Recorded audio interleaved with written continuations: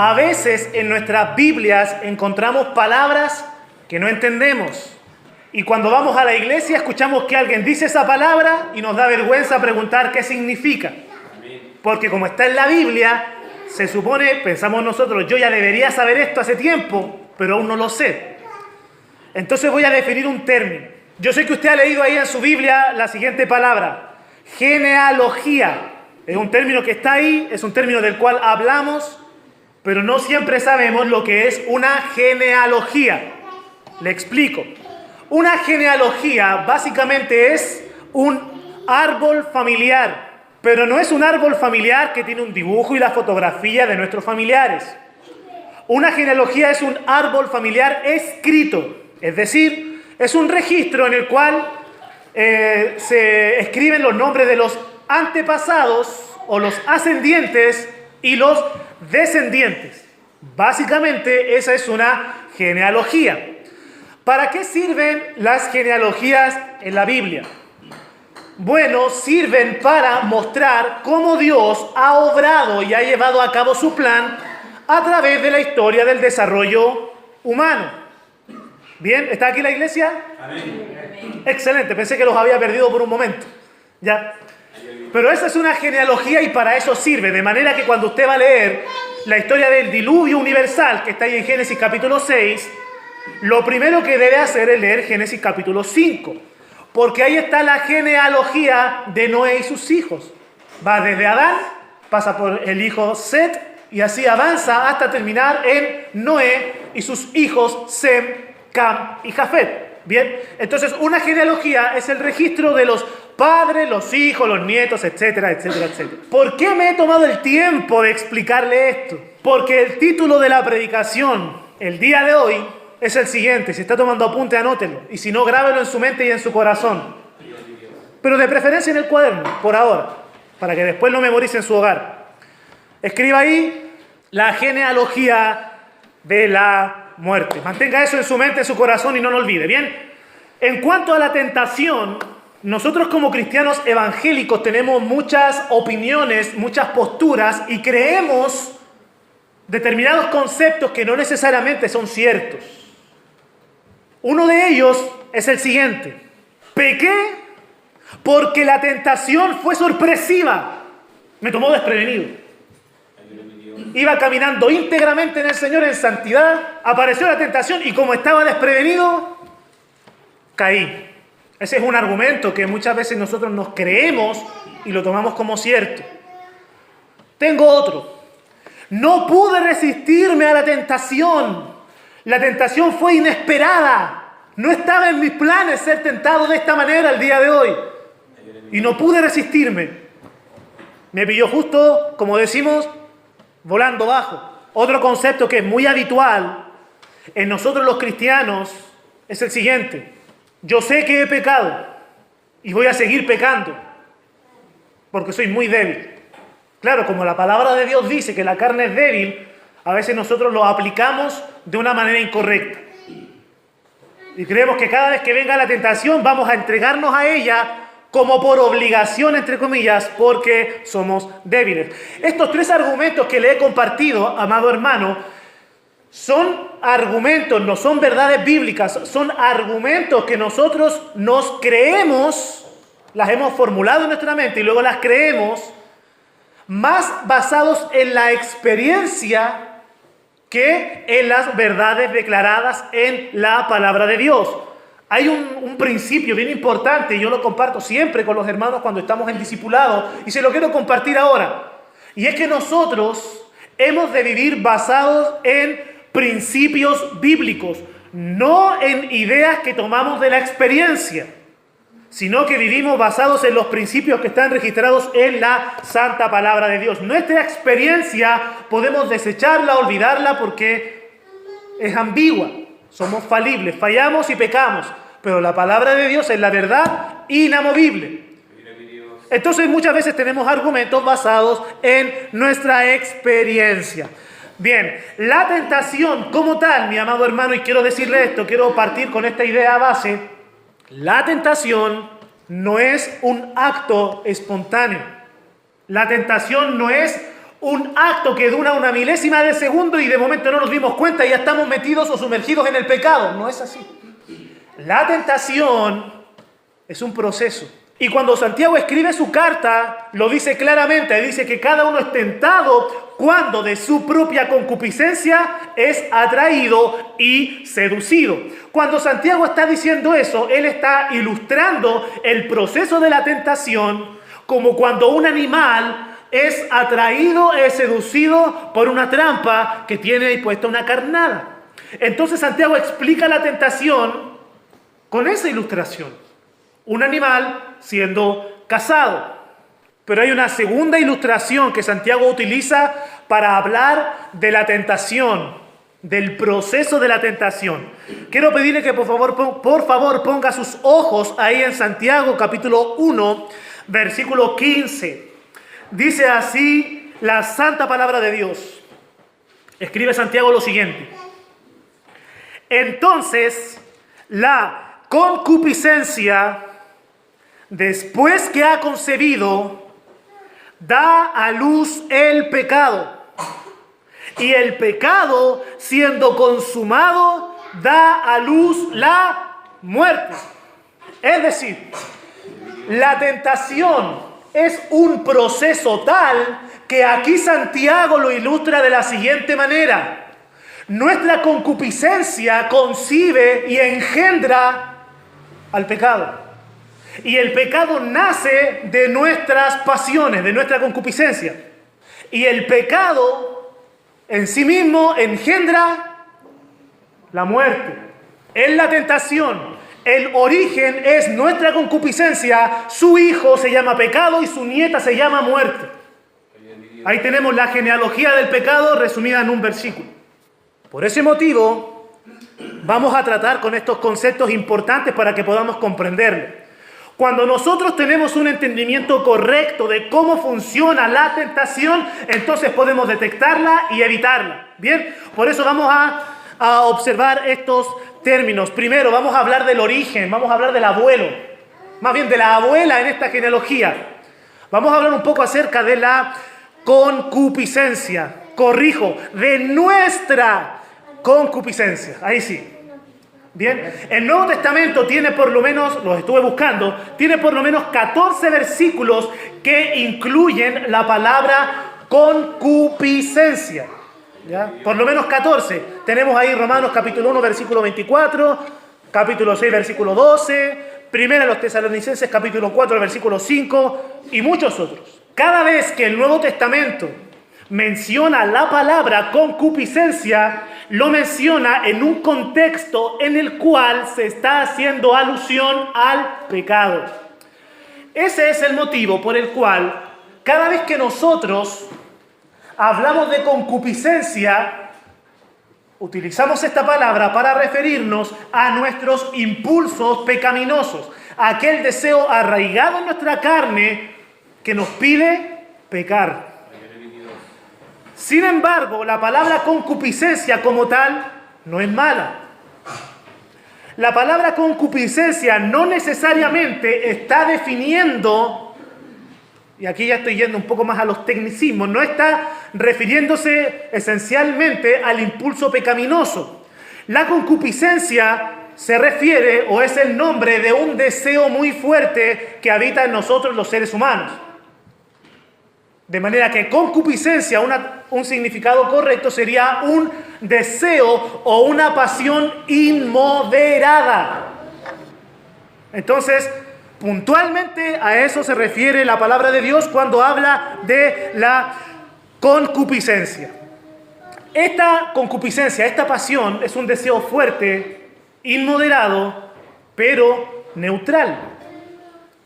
Es decir, nosotros tenemos grandes pasiones y muchas veces tenemos fuertes ganas de hacer algo X, ponga usted ahí lo que usted quiera, pero ese fuerte deseo de hacer algo no necesariamente es pecado. No necesariamente es pecado. Ese fuerte deseo se torna en pecado cuando lo canalizamos en la dirección equivocada, cuando lo canalizamos en la dirección incorrecta. Por ejemplo, La palabra de Dios nos dice en Gálatas capítulo 5, versículo 20, ¿se acuerdan de ese pasaje cuando dice: y manifiestas son las obras de la carne, que son adulterio, fornicación, inmundicia, lascivia, idolatrías, hechicerías, enemistades, pleitos, celos?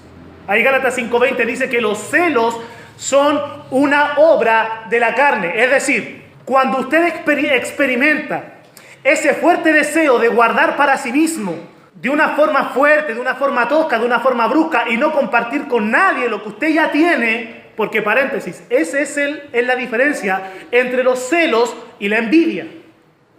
La envidia es querer poseer lo que posee otro, y los celos es poseer lo que ya se tiene. Bien, entonces cuando usted tiene un deseo enfermizo por poseer lo que tiene y no quiere compartir con nadie, y usted ese sentimiento fuerte, esa pasión, no sabe canalizarla, no sabe cómo usarla, eso significa para usted, o es constituido para usted y para mí, un pecado, una obra de la carne. Por eso Pablo escribe que los celos son una obra de la carne. Sin embargo, cuando los celos, o más bien, el celo se canaliza en la dirección correcta, no es un pecado, es una virtud. En una oportunidad el Señor Jesucristo llega al templo, la casa de oración de Dios, aquel lugar que se había levantado para adorar el nombre de Adonai, el Todopoderoso. Y cuando llega, ve a la gente ahí levantando una feria en el templo, comercializando, aprovechando la aglomeración de la gente, aprovechándose de la necesidad que la gente tenía de comprar el animalito para el sacrificio, de comprar la harina, de comprar lo necesario para ofrecer a Dios, todo lo que estaba estipulado en la ley, aprovechando que hay demanda y que presentar la oferta. Entonces se pusieron ahí, montaron una feria, y el Señor Jesucristo ve eso, y el Señor Jesucristo se enardece. Toma un auto de acuerdas y lo saca a todos, vuelca a las mesas y le dice: de cierto, está escrito en la palabra de Dios, mi casa, casa de oración será llamada. Entonces los discípulos, cuando vieron eso, se sorprendieron. Así como muchos se sorprenden el día de hoy cuando escuchan este relato, porque piensan que el Señor Jesucristo es puro amor y paz. Pero el Señor Jesucristo manifestó su enojo y su celo. Dice la Escritura en Juan capítulo 2, versículo 19, que los apóstoles se acordaron de que está escrito: el celo de tu casa me consume. De manera que los celos los tomo como un ejemplo para decir lo siguiente: cuando se canaliza de la forma correcta, es una virtud para con Dios. Cuando los celos se canalizan en la dirección incorrecta, constituyen un pecado, es decir, una obra de la carne. Incluso el mismo apóstol Pablo dijo que es bueno tener celo en lo bueno siempre. Entonces ahí, para que quede más claro el concepto, tomando el ejemplo de los celos. Ahora, cuando nuestras pasiones, cuando nuestra concupiscencia se manifiesta de la forma incorrecta, ahí es donde nuestra concupiscencia se une al equipo de nuestra naturaleza pecaminosa, y trabajando juntas causan desmanes. Cuando nuestras fuertes pasiones se alinean con nuestra inclinación al mal, nuestra inclinación a quebrantar la ley de Dios, ahí es que causan en nuestra vida desastres. Por eso es que, por lo general, cuando hablamos de concupiscencia, o casi siempre, nos referimos a deseos pecaminosos, un apetito carnal, un apetito por satisfacer el deseo de quebrantar la ley de Dios y gozarnos y revolcarnos en eso. Y por ese motivo también, amado hermano, desde ahora, cuando utilice la palabra concupiscencia, me voy a referir al trabajo que hace ese deseo fuerte alineado con nuestra naturaleza pecaminosa. Ahora, esta concupiscencia, nuestra naturaleza pecaminosa, mora permanentemente en nosotros, los seres humanos. Todo ser humano nacido de hombre y de mujer, todos nosotros tenemos una inclinación y un fuerte deseo al pecado, una fuerte inclinación a la maldad. Es una verdad bíblica y doctrinal. Si es rápido con su Biblia, busque Romanos capítulo 7, versículo 21. Aquí el apóstol Pablo lo declaró de una forma bastante fácil de entender. Así que, queriendo yo hacer el bien, es decir, cuando mi hombre espiritual, mi nueva naturaleza quiere hacer el bien, yo hallo esta ley, que el mal está en mí. Ahora es que nos identificamos con el apóstol Pablo. Cuando lo leemos predicando y ganando muchas almas para el Señor, nos cuesta alinearnos un poco con el ejemplo de Pablo. Cuando leemos Romanos capítulo 7 nos damos cuenta de que nos parecemos bastante con él. Por eso dice el versículo 23, veo otra ley en mis miembros que se revela contra la ley de mi mente y que me lleva cautivo, note esto, a la ley del pecado que está en mis miembros. El apóstol Pablo declara que en nuestra carne, en nuestro cuerpo hay una ley llamada la ley de pecado. Y esta ley de pecado se revela en contra de la ley que viene de Dios. Ahora, esta es una verdad doctrinal declarada por el apóstol Pablo. Pero no es una enseñanza nueva, no es una enseñanza no testamentaria. Es una verdad que siempre ha estado latente. El segundo hombre más inteligente, más sabio en la historia de la humanidad, escribió las siguientes palabras. Eclesiastés capítulo 9, versículo 3, dice así.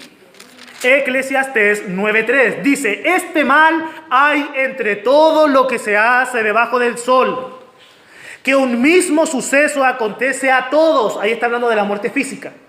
Tarde o temprano, todos vamos a morir. Luego dice, y también que el corazón de los hijos de los hombres está lleno de mal y de insensatez en su corazón durante su vida. Es decir, nadie se salva. Desde que salimos al mundo de los vivientes hasta que nos vamos como dicen algunos, al pijama de palo, durante todo el transcurso de nuestra vida, dice que en nuestro corazón está el mal, está lleno de mal y de insensatez en su corazón durante toda su vida, y después de esto se van a los muertos. Es decir, que el hecho de que en nuestra carne mora el pecado, mora el mal, una ley de maldad, es una verdad que siempre ha existido, que siempre ha sido parte de la palabra de Dios. Alguno podrá decir, oiga, hermano pastor, ya está bien. La Biblia lo dice, en nosotros mora el mal. Pero ocurre que yo no siempre estoy deseando pecar. Yo no tengo esa tendencia criminal a siempre estar quebrantando la ley de Dios. Y quiero decirle que es cierto. La verdad bíblica es que el pecado mora en nosotros y esta tendencia a pecar está permanentemente en nuestra carne, permanece siempre en nuestra carne, aunque en ocasiones esta tendencia a pecar está adormecida. Ahí es cuando nosotros nos sentimos que levitamos, que volamos en santidad, porque no sentimos la inclinación a pecar. Entonces nosotros, cuando estamos en este estado en el cual nuestra concupiscencia está adormecida, nosotros pensamos que ya hemos superado toda barrera, todo obstáculo y toda prueba en la vida y creemos que ya estamos glorificados. Pero el hecho de que no sintamos nuestra naturaleza pecaminosa a través de la concupiscencia revelarse, el hecho de que en determinados momentos la concupiscencia sea imperceptible, no quiere decir que no esté presente. No quiere decir que no esté ahí. Está dormida, pero está viva. Ese fue el motivo por el cual el Señor Jesucristo, antes de ser entregado en la cruz, esa noche cuando se encontraba allá en el jardín con sus discípulos, Él les dijo, velad y orad para que no entréis en tentación. El espíritu a la verdad está dispuesto, es decir, el hombre espiritual siempre está presto a hacer la voluntad de Dios. Si usted es una persona salva, usted siempre quiere estar en el templo, de alguna u otra manera. Si usted es una persona salva, siempre quiere estar aprendiendo algo de la palabra de Dios. Si usted es un hombre salvo, verdaderamente quiere guardarse del mal. El espíritu siempre está dispuesto a alinearse a la voluntad de Dios. Sin embargo, dijo el Señor Jesucristo, la carne es débil. ¿Por qué razón? Porque nuestra naturaleza carnal, nuestra concupiscencia, fácilmente se doblega ante las ofertas de la tentación. Ese es el motivo por el cual tenemos que estar vigilantes. Ese es el motivo por el cual tenemos que estar despiertos. Porque el creyente que se duerme, se lo lleva a la corriente. Entonces el Señor Jesucristo dijo que tenemos que velar y tenemos que orar para no entrar en tentación. El caso es este, el caso es que la concupiscencia, aunque está permanentemente en nosotros, a veces está adormecida. Sin embargo, la concupiscencia también manifiesta su estado activo, porque nosotros quisiéramos que la concupiscencia siempre estuviera adormecida. Nosotros quisiéramos que en este estado de vida, más bien, en nuestro periodo de vida aquí en la tierra, nosotros quisiéramos ya tener una victoria total y completa sobre nuestra concupiscencia. Nosotros quisiéramos ya pisarle la cabeza a la concupiscencia y decir, vencí, de ahora en adelante no peco más. Pura santidad, puro servicio, pura adoración, pura alabanza. Quisiéramos eso, pero la verdad es que nuestra concupiscencia tiene el sueño muy ligero. Y fácilmente se despierta y se levanta en contra de la voluntad de Dios. ¿En qué momento nuestra concupiscencia se despierta? ¿En qué momento dice, aquí estoy presente, no me he ido? La concupiscencia despierta en el momento en el cual usted y yo ponemos delante de nosotros un estímulo. Ese es el momento en el cual la concupiscencia dice, aquí estoy presente. Por esa razón, las Escrituras contienen tantas advertencias a que nos alejemos de los estímulos pecaminosos. El libro de Proverbios, capítulo 1, versículo 10, dice, hijo mío, si los pecadores te quisieran engañar, ¿qué cosa? No consientas. Porque si tú vas en el camino de los pecadores y si tú te expones a los mismos placeres que ellos disfrutan, aunque tú no estés habituado a tener placer derramando la sangre inocente, aunque tú no estés habituado a acabar con la vida de un inocente para quedarse con sus bienes materiales, como ya lo vimos esta semana en nuestro país, aunque tú no tengas esa costumbre, vas a ser tentado porque la concupiscencia de un estímulo se despierta y quiere comer. Así que si los pecadores te quisieran engañar, simple y llanamente no consientas. Porque sobre todo es muy fácil dejarse llevar cuando uno está con un grupo de amigos que tienen malas costumbres. Así que no consientas. Tenemos otra advertencia en contra de los estímulos. Si está tomando apunte, anote ahí Proverbios capítulo 6, el versículo 25. Note lo que dice. Aquí Salomón está aconsejando a su hijo en cuanto a las mujeres extrañas. Dice, no codicies su hermosura en tu corazón, ni ella te prenda con sus ojos. Guárdate incluso de decir en tu corazón, qué linda es esa mujer que vi pasar. Guárdate de eso. ¿Por qué razón? Porque si tú codicias su hermosura en tu corazón, si ella te prende con sus ojos, luego dice, a causa de la mujer ramera, el hombre es reducido a un bocado de pan. Proverbios capítulo 7 dice que incluso los hombres más fuertes han sido vencidos por ella. Por eso hay que tener mucho cuidado con los estímulos que ponemos delante de nuestros ojos. Porque se presenta el estímulo y la concupiscencia se levanta. Y para que vea que la palabra del Señor tiene advertencia para todo. Proverbios capítulo 23. Tenemos aquí otra advertencia, a guardarnos de los estímulos. Mire lo que dice el versículo 31. Dice, no mires al vino cuando rojea. Nadie dice amén. No mires al vino cuando rojea. Cuando resplandece su color en la copa, se entra suavemente. ¿Qué está diciendo la palabra de Dios? Aquí Salomón está escribiendo acerca de costumbres para preparar bebidas alcohólicas en aquel entonces. No está prohibiendo el degustar vino, que quede claro. No lo está prohibiendo. Lo que está diciendo es, no te dejes tentar por aquella copa de vino cuando el vino es mezclado con algunas especias, con otras sustancias, y toma un color más rojizo, y es más embriagante, y se ve más delicioso, y es más llamativo. No lo mires. No lo mires. ¿Por qué razón? Por la siguiente razón. Porque al fin como serpiente morderá y como áspid dará dolor. Tus ojos mirarán cosas extrañas y tu corazón hablará perversidades. Será como el que yace en medio del mar o como el que está en la punta de un mastelero y dirás, me hirieron, mas no me dolió. Me azotaron, mas no lo sentí. Cuando despertare, aún lo volveré a buscar. Otras traducciones dicen, cuando despierte, voy a ir por otra copa. Aquellos que presentan delante de sí este tipo de estímulo pecaminoso, lamentablemente en ocasiones se ven envueltos en estilos de vida terribles, pero aún así cuando despiertan, después de los efectos, van por más. Guárdate de los estímulos que pones delante de tus ojos. ¿Por qué razón? Porque la concupiscencia tiene una característica bien particular. Una característica que la hace ser mortal para cada uno de nosotros, aunque cada uno de nosotros tiene esta concupiscencia dentro de sí.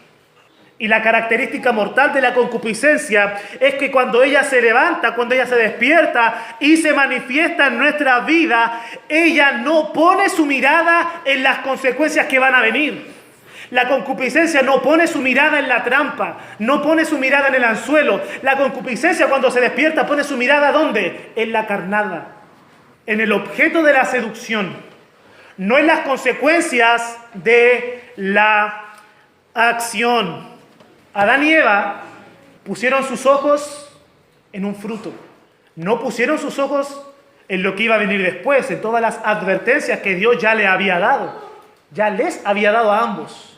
Pusieron sus ojos en el fruto. Rubén, ¿se acuerda de Rubén, el hermano mayor de José?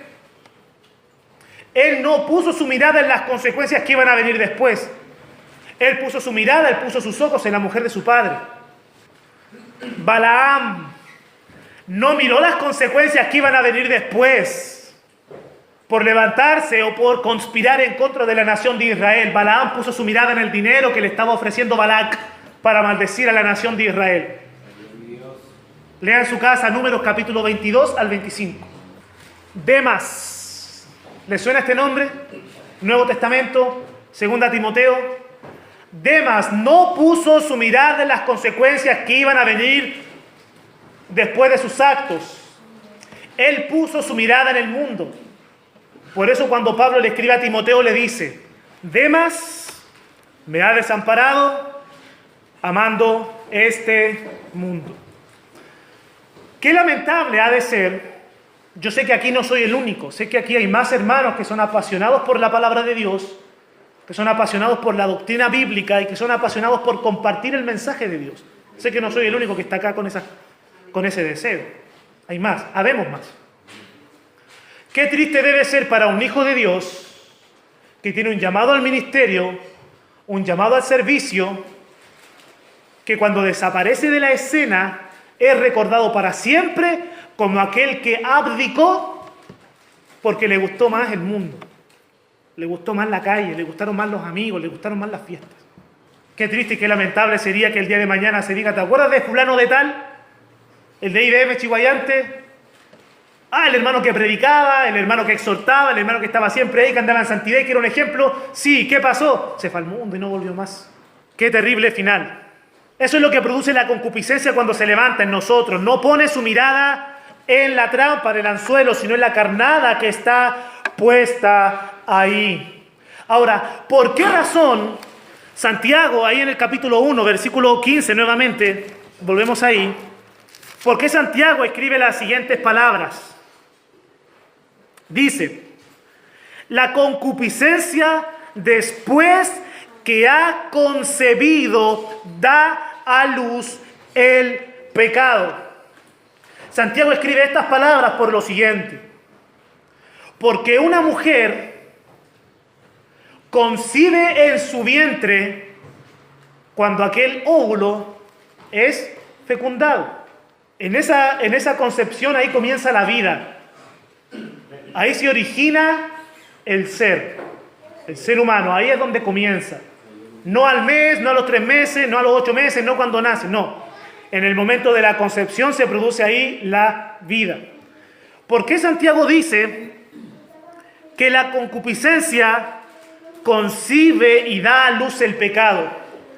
Porque cuando esa concupiscencia es fecundada por la determinación o la decisión, en este caso del creyente, de cometer un pecado, cuando el creyente no solamente siente ese deseo de pecar, sino cuando el creyente decide en su mente: sí, voy a suplir a no esta necesidad, esta petición.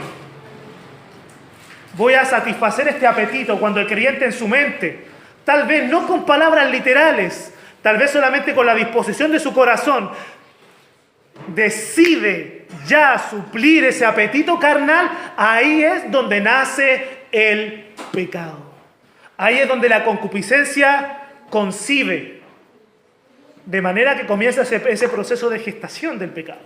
Es decir, es cuestión de tiempo que ese pecado salga a la luz, que ese pecado llegue a concretarse, que ese pecado llegue a realizarse para luego causar los desmanes que todos nosotros sabemos que el pecado causa.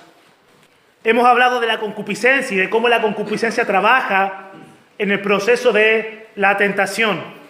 ¿Qué aprendemos en este pasaje acerca del pecado? Voy a definir el pecado, pero de una forma ilustrativa.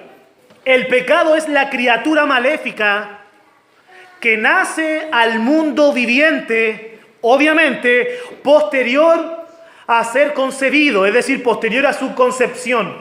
Basta solo un breve tiempo para consumar la decisión y de esa manera tener ese breve tiempo de placer que la tentación ofrece y luego de eso todas las consecuencias que acarrea el pecado. Cuando nosotros entramos a ese acto, a ese evento de la tentación, por más que usted lea Biblia, por más que usted memorice textos, por más que usted se congregue, por más que usted sea hábil en el uso de la santa palabra de Dios, usted está expuesto a ser engañado por la tentación. Porque la tentación se presenta delante de nosotros y nos ofrece un disfrute tremendo en el pecado.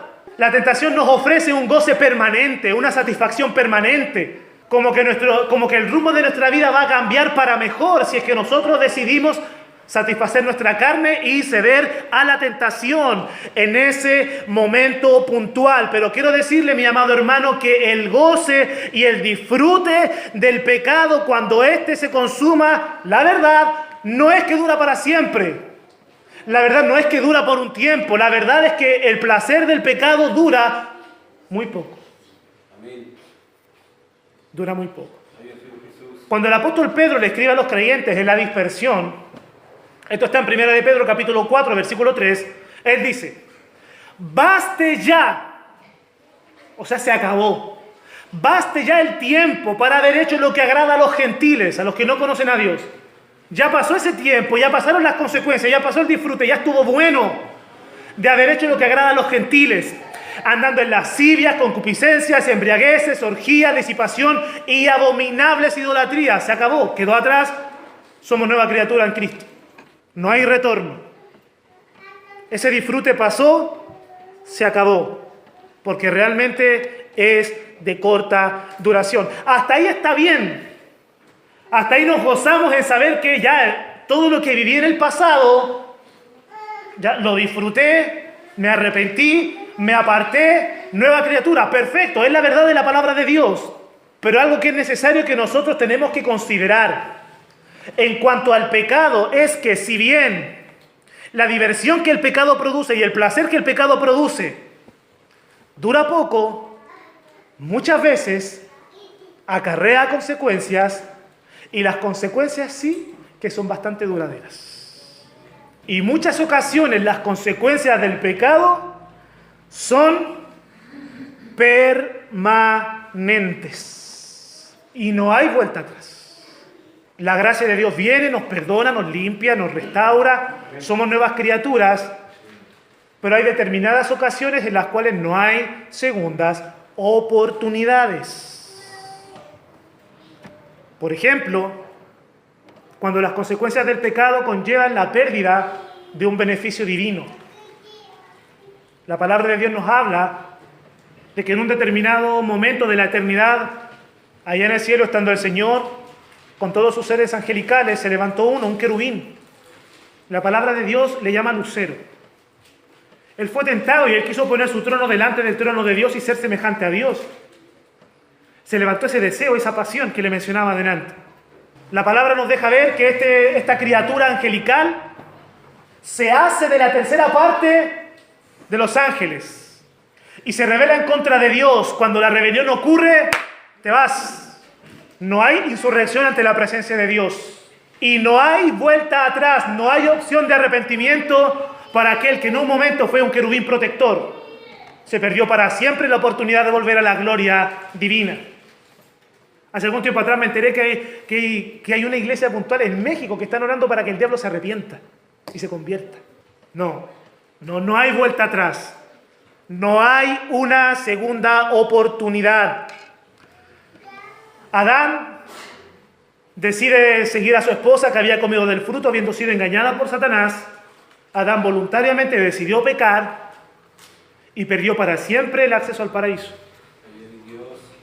Perdió para siempre esa comunión con Dios en la cual él gozó antes de comer ese fruto. La perdió para siempre y no hay vuelta atrás. El rey Saúl perdió para siempre la corona de Israel por causa de su pecado, de su obstinación, de su impaciencia. Perdió esa posición para siempre y no hubo vuelta atrás. Elí, ¿se acuerda del sacerdote Elí? Ahí en 1 de Samuel, el cual decidió nunca, o más bien no lo decidió, nunca decidió poner freno a sus hijos, nunca decidió reprenderlos por su conducta, por su comportamiento, y perdió para siempre a sus hijos, los cuales murieron por causa de su pecado y no hubo vuelta atrás. Este caso, usted se acuerda, y yo creo que lo tiene bastante claro en su corazón. El caso de Judas Iscariote. Tentado por 30 piezas de plata, perdió para siempre la oportunidad de ser recordado como un apóstol de Jesucristo íntegro. Perdió para siempre la oportunidad de ser recordado como un amigo de Jesús. Y el día de hoy es muy difícil, casi imposible, que una mamita a su hijo le ponga Judas. Porque ese testimonio, esa imagen quedó marcada para siempre. Hay oportunidades en las cuales las bendiciones del Dios o los beneficios que provienen de Dios se pierden para siempre. Hay otra consecuencia que es duradera y perpetua, y es la ignominia. ¿Qué es esta palabra que está ahí en el libro de Proverbios? ¿Qué es la ignominia? Es el mal testimonio. Es la infamia que conlleva, o más bien, que arrastra una persona cuando decide caer o entrar, más bien, en el pecado. Salomón quiere que nos quede esto bien claro, por eso escribe en el capítulo 6 de Proverbios las palabras siguientes, tratando y hablando acerca del tema del adulterio. Dice Proverbios, capítulo 6, versículo 32 y 33, dice: mas el que comete adulterio es falto de entendimiento. Algunos se jactan y creen que están haciendo la gran hazaña. Pero aquí la palabra de Dios dice que el que comete adulterio es falto de entendimiento. Corrompe su alma el que tal hace. Aquel que incurre en ese pecado piensa que está adquiriendo placer, pero lo que realmente está haciendo es que se está destruyendo a sí mismo. Corrompe su alma el que tal hace. Heridas y vergüenza hallará. Y este versículo que le tengo que leer, este verso es muy triste. Y su afrenta nunca será borrada. Nunca. No importa qué tan alto haya llegado. No importa qué tan ejemplar haya llegado a ser. Si incurres en este pecado, tu humillación nunca va a ser borrada. ¿Se acuerda del triste caso Jimmy Swaggart? Hasta el día de hoy se siguen burlando de él por lo que sucedió. Qué triste, qué lamentable. Su afrenta nunca será borrada. Hay oportunidades en las cuales el incurrir en pecado conlleva otra consecuencia que es permanente. Si es rápido con su Biblia, acompáñeme a Romanos capítulo 6, versículo 21. El apóstol Pablo, hablándole a los creyentes, dice: pero ¿qué fruto teníais de aquellas cosas de las cuales ahora os avergonzáis? Porque el fin de ellas es muerte. El pecado, una vez que se comete y uno lo confiesa delante de Dios, Dios lo perdona. La palabra de Dios lo dice. Dios limpia el pecado. Dios nos limpia de todo mal. Dios nos restaura una comunión con Él y gozamos de una vida plena en Cristo. Y la Biblia dice que Dios voluntariamente, Él decide olvidar nuestro pecado y echarlo a lo profundo del mar. De tal manera que nadie saque ese pecado a la luz. Dios nos ha perdonado total y completamente. Dios decide olvidar nuestro pecado. Pero nosotros no decidimos hacerlo y nos gusta recordar ciertas cosas. ¿Cómo se siente usted cuando recuerda aquellas cosas que no tenían fruto en su vida? Así.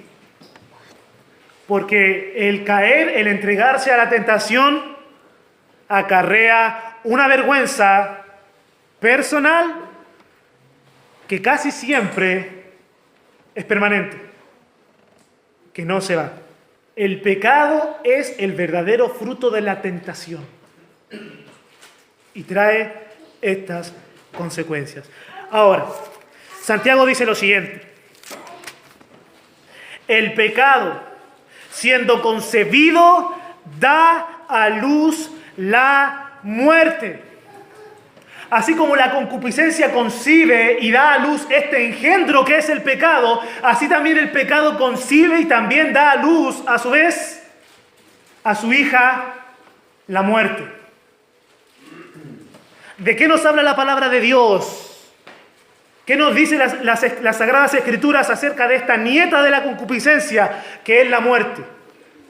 Para tener una idea clara de esto, mis amados hermanos, no deje de venir el próximo domingo para que estudiemos qué es lo que la palabra de Dios nos dice acerca de la muerte que es engendrada por el pecado.